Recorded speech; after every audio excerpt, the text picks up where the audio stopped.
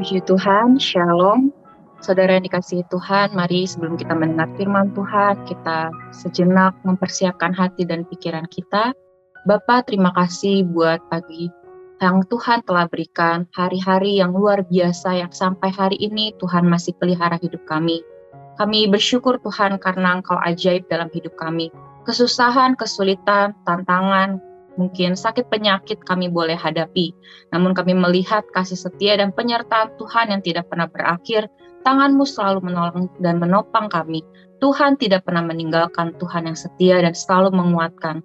Kami percaya bahwa firman Tuhan akan mendidik kami supaya kami dapat hidup di dalam kebenaran-Mu, dan kami siap Tuhan untuk melakukan, mempraktekkan, sehingga hidup kami menunjukkan bahwa Roh Allah hidup di dalam setiap kami. Di dalam nama Tuhan Yesus kami siap mendengar firman Tuhan. Haleluya. Amin. Puji Tuhan, Shalom saudara yang dikasihi Tuhan. Kita akan belajar firman Tuhan saat ini bagaimana supaya kita dapat melatih kesabaran kita.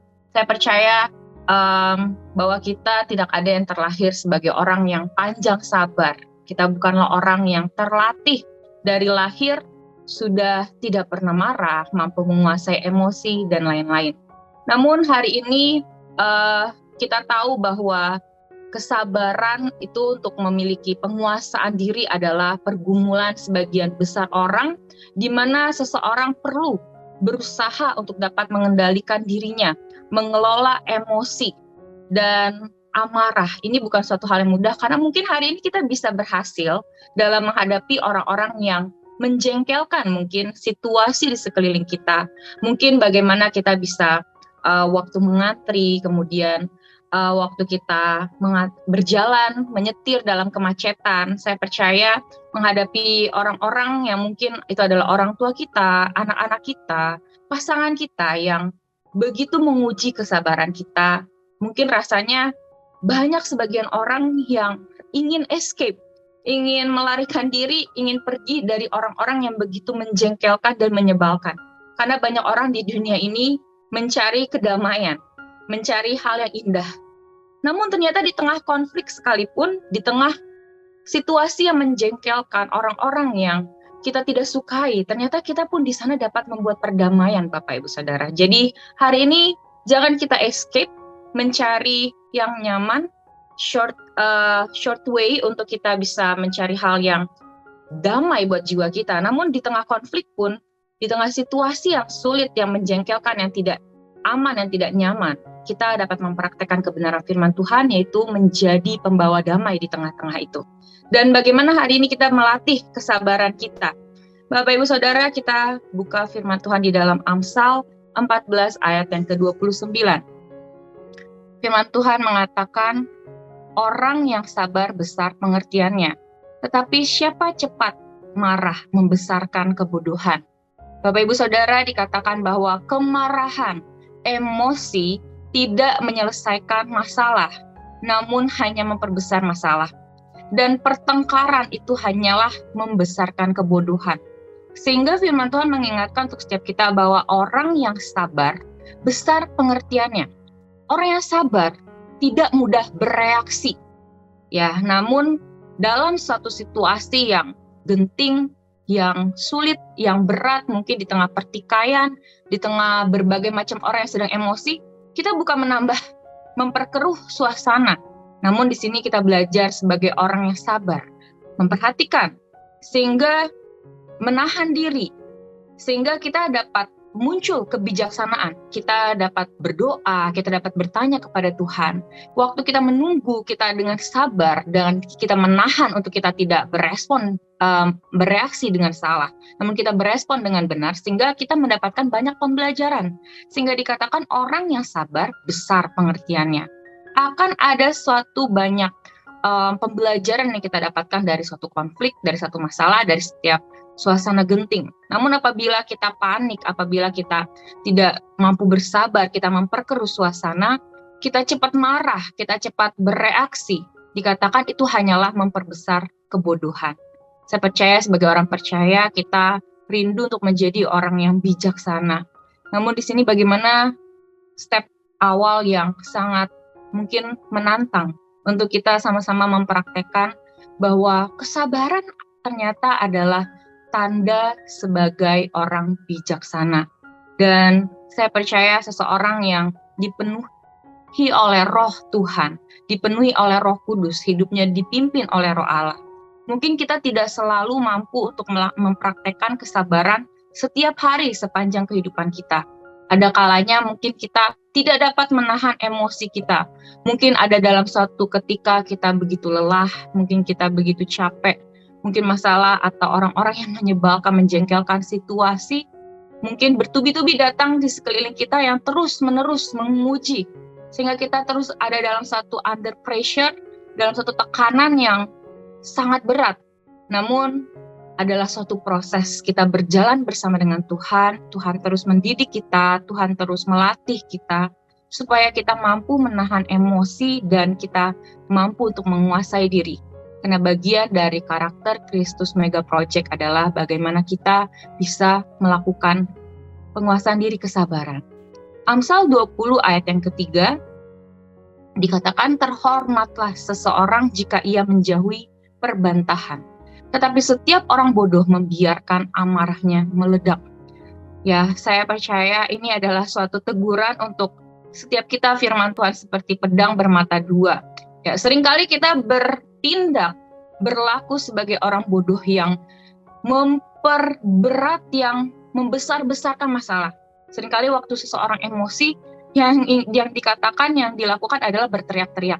Ya, berteriak atau memarahi orang dengan sekeras-kerasnya sehingga dia merasa itu seperti sudah melampiaskan amarahnya.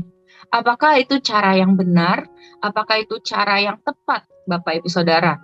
Ya, tetapi di sini dikatakan dalam suatu perbantahan apabila seseorang menjauhinya. Ya, saya percaya waktu kita dalam kehidupan sehari-hari kita ada percekcokan, perselisihan, mungkin itu dengan pemimpin, mungkin itu dengan pasangan kita, dan saya percaya ini bukan suatu hal yang mudah. Ya, waktu seseorang itu naturalismenya tidak ingin disalahkan. Kita ingin membela diri kita merasa kalau terpojok, kita merasa insecure, kalau kita merasa salah, kita merasa tidak aman. Sehingga seseorang waktu merasa insecure, dia akan berusaha untuk defensif. Dia akan berusaha untuk membenarkan dirinya, mencari banyak fakta-fakta yang mendukung supaya dirinya tidak disalahkan. Namun, dalam suatu hubungan, dalam firman Tuhan mengajarkan, bukan siapa yang benar, siapa yang salah, Bapak Ibu Saudara.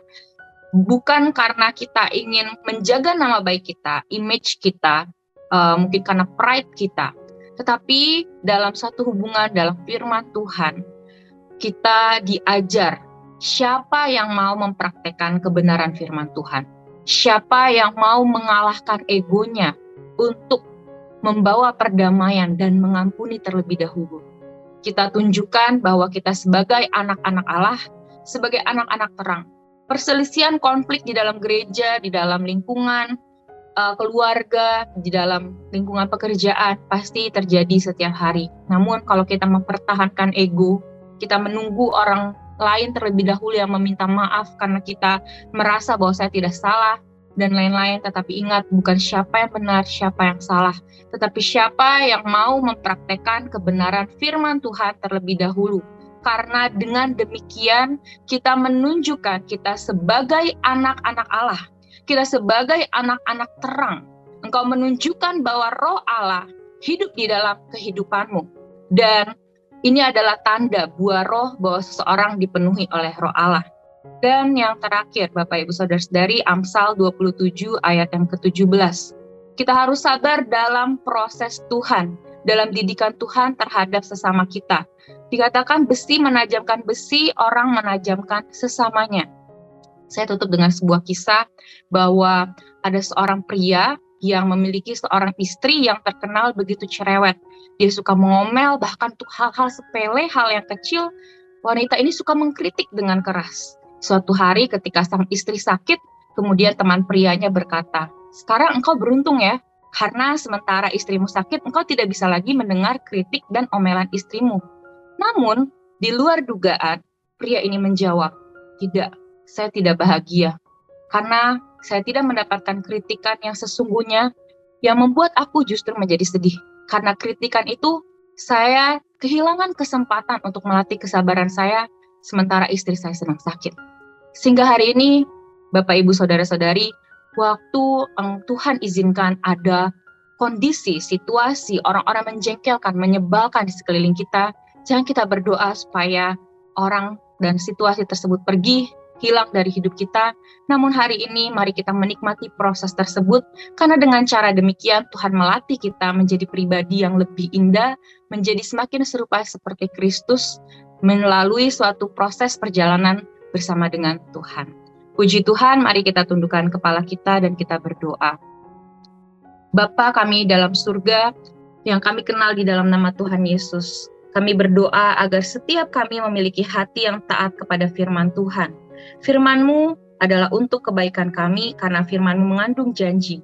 Walaupun terkadang kami tidak mengerti, tetapi pimpinlah kami untuk mampu melakukannya. Mari kita dekapkan kedua tangan kita di dada. Jika saudara punya pergumulan, persoalan, tantangan di dalam karir, studi, keuangan, masalah keluarga, kesehatan, apapun juga, termaksud perjodohan, biarlah berkat Tuhan turun ke atasmu, dan kekuatan kasih karunia Tuhan turun ke dalam hidupmu. Percayalah Tuhan akan membukakan pintu-pintu berkat, serta damai sejahtera Allah menaungimu senantiasa.